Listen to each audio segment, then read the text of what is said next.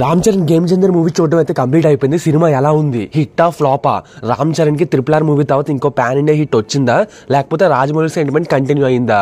ప్రతిదీ డీటెయిల్ గా మాట్లాడుకుందాం. వీడియో ఎండింగ్ వరకు చూడండి, ఒక్క నిమిషం కూడా బోర్ కొట్టదు. అసలు ఈ వీడియోలో స్పాయిలర్సే ఉండవు అనమాట.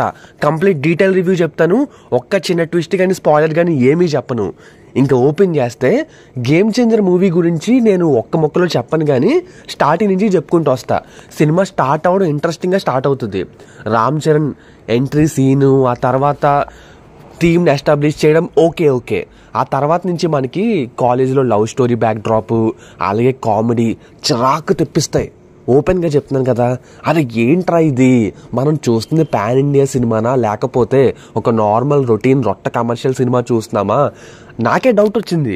అరే నేను టికెట్ 600 పెట్టుకుని వచ్చాను, అసలు నేను చూస్తుంది ఏంటి శంకర్ సినిమాల్లో? కాకపోతే ప్రతి సీను ప్రతి విజువల్ కూడా అదిరిపోతుంది. మీకు తెర మీద ఆ నిండుతనం భారీతనం కనిపిస్తుంది. కాకపోతే సినిమా స్టార్టింగ్లో మనకి ఆ లవ్ స్టోరీ ఎక్కదు, పరమ బోరింగ్ భయ్యా. ఇంకా కామెడీ అయితే వెన్నెల కిషోర్, ఆ బ్రహ్మానందం, అబ్బాబ్బా చిరాకు తెప్పిస్తుంది అనమాట. సినిమాలో ఈ రెండు కూడా అట్టర్ ఫ్లాప్. అండ్ ఎందుకు పెట్టారో తెలీదు. మీకు స్టార్టింగ్ థీమ్ పాయింట్ ఎస్టాబ్లిష్ చేశారు, అది కొంచెం వీక్గా ఉన్నా సరే అదే థీమ్ పాయింట్ మీద సినిమాని ముందుకు తీసుకెళ్ళిపోయి ఉంటే బాగుండేది. మధ్యలో ఈ కాలేజ్ ఎపిసోడ్లో లవ్ స్టోరీలు సెట్ అవ్వాల. సరే అది పక్కన పెట్టండి. కానీ రామ్ చరణ్ ఆ కాలేజ్ ఎపిసోడ్స్లో ఆయన లుక్ ఉంటుంది భయ్యా, వేరే లెవెల్. అంటే స్టైలింగ్ ఎవరు చేశాడో తెలియదు, కానీ నిజంగా వింటేజ్ రామ్ చరణ్ లుక్స్ అయితే వచ్చాయి. అబ్బాబ్బా చాలా బాగుంది లుక్ అయితే. ఆయన వేసిన కాస్ట్యూమ్స్ గెటప్ చాలా బాగుంది. ఆ తర్వాత మనకి ఐఏఎస్ ఆఫీసర్ అవ్వడం, అక్కడి నుంచి మినిస్టర్కి ఐఏఎస్ ఆఫీసర్కి మధ్య ఆ కాన్ఫ్రంటేషన్ గొడవ ఉంటుంది చూసారా, అవంతా కూడా చాలా బాగా తీశారు. సినిమా మొదలవడం మంచి నోట్తో మొదలవుతుంది, మధ్యలో డ్రాప్ అవుతుంది ఆ లవ్ స్టోరీ అలాగే కామెడీ సీన్స్ వల్ల. ఆ తర్వాత మళ్ళీ ఐఏఎస్ అయిన దగ్గర నుంచి కూడా సినిమా గ్రాఫ్ మెల్లిమెల్లిగా పెరుగుద్ది అనమాట. ఇంకా అలా ఇంటర్వెల్ సీన్ దగ్గరికి వచ్చేసరికి జై అని పైకి లేస్తుంది. ఇంటర్వెల్ సీన్ ముందు ఒక 20 minutes ఉంటుంది. అక్కడ అసలు నిజంగా శంకర్ క్యాపబిలిటీ ఏంటనేది మీకు అర్థమవుతుంది. ఎందుకు శంకర్ తోపు డైరెక్టర్ అంటారు, ఆయన ఎందుకు ఇదివరకు అంత మంచి సినిమాలు తీశారు, ఆయన కరెక్ట్గా దృష్టి పెడితే రాస్తే సీన్స్ ఎలా ఉంటాయనేది మీకు అక్కడ తెలుస్తుంది అనమాట. అండ్ ఇంటర్వెల్ దగ్గర వచ్చే ట్విస్ట్ కూడా అదిరిపోయింది అని చెప్తున్నాను కదా. ఇంటర్వెల్ బ్యాంగ్ ఒక 20 minutes నిజంగా అదిరిపోతుంది. పైసా వసూలు అని అనిపించదు, కానీ పర్లేదులే. ఫస్ట్ హాఫ్లో కొంచెం మధ్యలో ఉన్న చిరాకు తెప్పించిందంతా కూడా మర్చిపోతాం. బాగుంది, ఇప్పటివరకు అయితే యావరేజ్ రా, పర్లేదు. సెకండ్ హాఫ్ మాత్రం చితక్ కొట్టేస్తే సినిమా హిట్ అయిపోతుంది అనుకుంటాం. సెకండ్ హాఫ్ మొదలవుద్ది. మరి సెకండ్ హాఫ్ ఎలా ఉందిరా బాబు అంటే అక్కడికే వస్తున్నా. సెకండ్ హాఫ్లో మెయిన్ సినిమాకి హార్ట్ అండ్ ఫస్ట్ నుంచి దిల్ రాజు గారు అందరూ చెప్తున్నారు అప్పన్న క్యారెక్టర్ చితక్ కొట్టేస్తుంది, మీకు పిచ్చి ఎక్కిస్తుంది అన్నారు.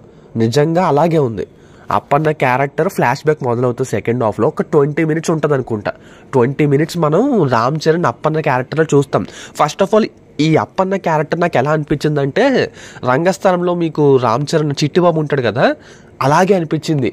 ఆ వైబు, ఆ స్టైలు, ఆ మొత్తం కూడా, అండ్ వింటేజ్ లుక్స్, ఆ విజువల్స్ అన్నీ కూడా. కానీ 20 minutes నిజంగా ఎలా గడిచాయో తెలీదు. సినిమాకి మెయిన్ పాయింట్ అంతా కూడా ఈ ఫ్లాష్ బ్యాక్లోనే ఉంటుంది భయ్య. ఫస్ట్ నుంచి మూవీ టీం వాళ్ళు చెప్తున్నట్టే ఫ్లాష్ బ్యాక్ నిజంగానే పెద్ద హైలైట్ అండ్ అదిరిపోయింది కూడా, పిచ్చెక్కిచ్చింది. ఆ తర్వాత జరగండి సాంగ్ ఇంకా అలా వెళ్ళిపోతుంది అనమాట. ఫ్లో కంటిన్యూ అవుతుంది.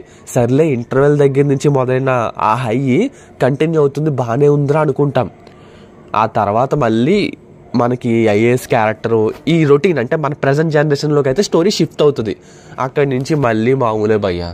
ప్రీ క్లైమాక్స్ గట్టిగా ఎరగదీస్తాడు అనుకుంటాం ఫ్లాష్ బ్యాక్ రేంజ్లో, బట్ అంత బీభత్సంగా అయితే లేదు. ఈ సినిమా ప్రాబ్లం ఏంటంటే పాన్ ఇండియా సినిమా అన్నారు, కానీ ఇందులో శంకర్ చూపించిన పొలిటికల్ డ్రామా, ఆ మినిస్టర్కి ఐఏఎస్కి మధ్య జరిగే సీన్స్ చాలా మటుకు మనకి వేరే సినిమాలో చూసిన ఫీలింగ్ వచ్చేస్తుంది. కొత్తగా చూసిన ఫీలింగ్ అయితే ఉండదు. బాగున్నాయి. రామ్ చరణ్ మనం ఆ గెటప్లో చూసి ఎస్జే సూర్య లాంటి పర్ఫార్మెన్స్ పెట్టుకొని ఢీ కొడుతున్నాడు అంటే బాగుంటుంది. కాకపోతే సినిమా స్టోరీయే రొటీన్గా వెళ్ళిపోయింది అనమాట. సినిమా థీమ్ పాయింట్ కూడా ఇంకా ఎన్నాళ్ళరా బాబు ఈ సినిమాలు. శంకర్ తన పాత సినిమాల నుంచి ఎత్తుకొచ్చి పెట్టిందే, అండ్ ఈ మధ్యన వచ్చిన చాలా సినిమాల నుంచి అక్కడక్కడ కొన్ని బిట్లు ఎత్తుకొచ్చి పెట్టాడు అనిపిస్తుంది. ఎందుకో సినిమా మరి బాగా లేట్ అయిపోయింది కదా 3 years. ఎప్పుడో 3 years 4 years బ్యాక్ రాసుకున్న స్టోరీ ఇది. ఆ జిగర్ తాండా ఎవరో వేరే డైరెక్టర్ రాసి స్టోరీ ఇస్తే మన శంకర్ గారు ఆ స్టోరీని తీశారు. ఆయన సొంత స్టోరీ కూడా కాదు, స్క్రీన్ ప్లేలు అక్కడక్కడ ఆయన మ్యాజిక్లు ఆ మెరుపులు అయితే అక్కడక్కడ కనిపిస్తాయి.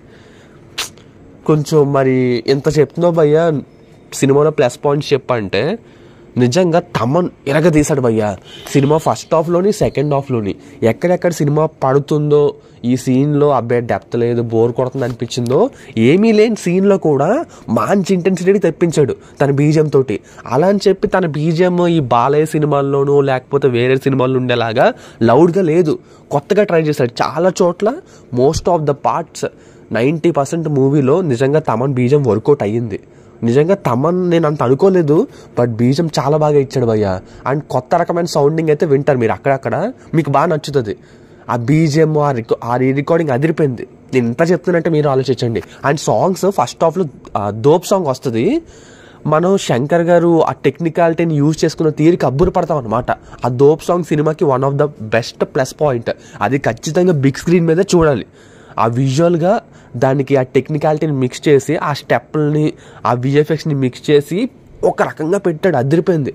కాకపోతే బీట్ ఇంకొంచెం బాగుంటే బాగుండేది, బట్ ఓకే సాంగ్ అయితే చాలా బాగుంది. ఇంకా తర్వాత నెక్స్ట్ వచ్చేసి జరగండి జరగండి సాంగ్ కూడా నిజంగా విజువల్గా అదిరిపోతుంది. ఒకటని కాదు, అన్ని సాంగ్స్ కూడా నిజంగా చాలా బాగున్నాయి. అండ్ ఆ సాంగ్స్ తీసిన విధానం చుట్టూ వేల మంది ఆర్టిస్టులు ఉంటారు భయ్య. చాలా భారీగా గ్రాండ్గా రిచ్గా ఉన్న విజువల్స్ అన్ని. అండ్ సాంగ్స్కి 70 కోట్లు 80 కోట్లు ఖర్చు పెట్టారంటే నమ్మేయచ్చు, ఆ రేంజ్లో ఉన్నాయి. మరి చెప్తున్నాను కదా. ఇంకా నెక్స్ట్ రామ్ చరణ్ పర్ఫార్మెన్స్, ఇది కూడా సినిమాకి పెద్ద ప్లస్ పాయింటే. రామ్ చరణ్ చాలా చోట్ల సినిమాని నిలబెట్టాడు.